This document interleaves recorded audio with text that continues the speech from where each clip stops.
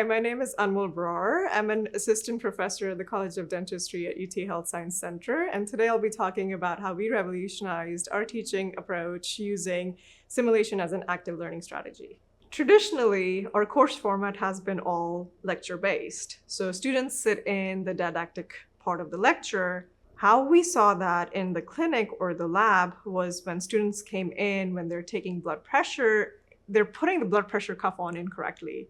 They don't know which side to take the pulse on. They're putting the earbuds in backwards. So we saw a lot of that happening in the clinic. And also our patients, they come in from all walks of life. A lot of them have never been to a healthcare provider before. Students are taking vital signs, including blood pressure and pulse on these patients. And lo and behold, a lot of them alarmingly are in the hypertension side of things. So communicating with the patients is really, really important. When we saw the lack thereof, we started brainstorming. What can we do differently? So this is when through TLC, we brainstormed about different active learning strategies and we incorporated simulation in our curriculum. You can design simulation in various ways. Case-based learning is one aspect you can add to it as well, which really pushes the student to think critically and apply their cognitive skills. How we designed our simulation was we grouped the students in groups of 3.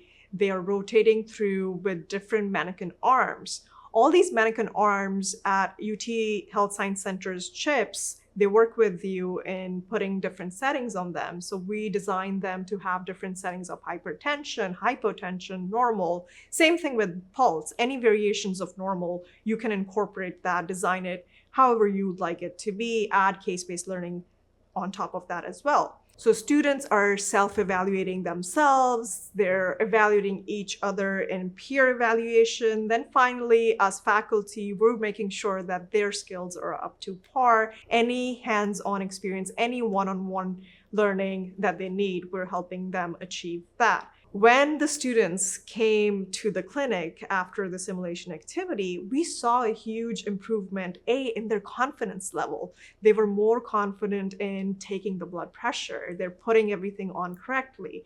B, one scenario comes to mind is when a patient came in, this patient is huffing and puffing. She sat down in the chair. She reported that she has headache, and the student started immediately the stress reduction protocol, gave this patient water, started talking to the patient, asking questions, what's going on? The patient did not know this. She has not been to a healthcare provider before.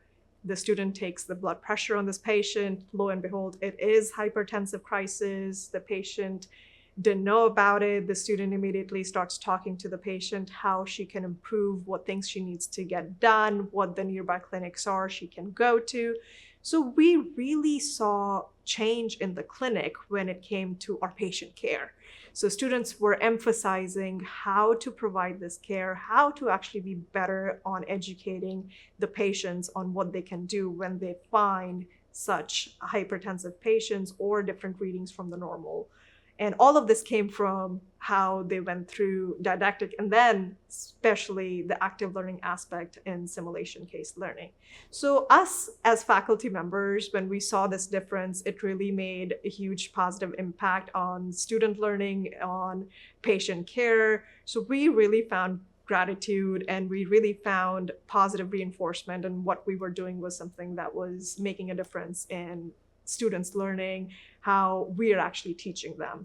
By incorporating these active learning strategies in your education, you can really make a difference in how students are learning and applying those skills in a patient care setting. I hope you can break away from some of those lecture-based environment and incorporate some of these active learning strategies in your teaching approach. Thank you for listening.